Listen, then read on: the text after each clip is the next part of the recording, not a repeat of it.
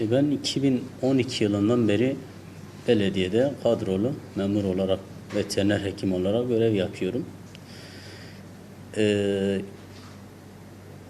2018 ikinci ayında bir gün alınan bir ihbar üzerine gözaltına alındım ve 10 gün gözaltında kaldım. Daha sonra gözaltından çıktıktan sonra kurumuma başvurdum. Tekrar görevime başlamak istiyorum diye.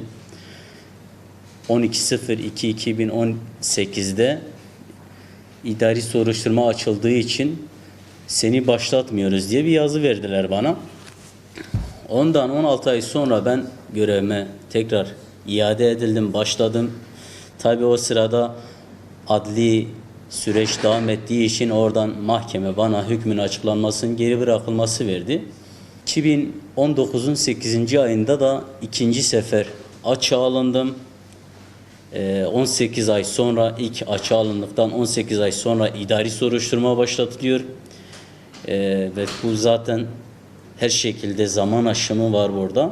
Çünkü idari soruşturma bir personel hakkında 1 ile 6 ay içerisinde yapmak zorundasın. Ben 18 ay sonra idari soruşturma yapılıyor ve 28 ay sonra hatta 30 ay sonra görevime son veriliyor. Memuriyetten men edildim.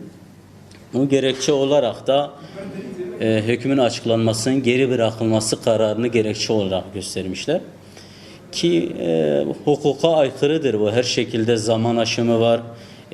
Hukukta şu da geçiyor. Hükmün açıklanmasının geri bırakılması her şekilde hangi suçtan işlenmişse bile diyor ki bu memuriyete engel değildir diyor. İş yerinde örgüt propagandası yapıyorsun gerekçesiyle gözaltına alındım. Ve zaten herhangi bir delil olmaksızın bir şey bulamadılar. Oradan bir şey bulamayınca sosyal medyama baktılar. Şarkı Evin Ujinda Revien Hakurke diye bir parça vardı. Onun videosunu paylaşmıştım. İkinci kayyum atanmasından 3 ay falan sonra ikinci defa açığa alındım. Ve bu şekilde memuriyetime son verildi. Atanan bu kayyumlar belediyelerde çalışan 15 bin işçi ve memur mevcut hukuk kuralları hiçe sayılarak emekçilere savunma hakkı bile tanınmadan ihraç edilmişlerdir.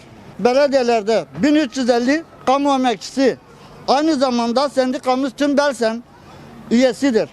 İhraç edilen üyelerimiz kayyumların talimatı ile dışarıdan atama ile getirilen bürokratlar eliyle düşman hukuku çerçevesinde ihraç edilmişlerdir.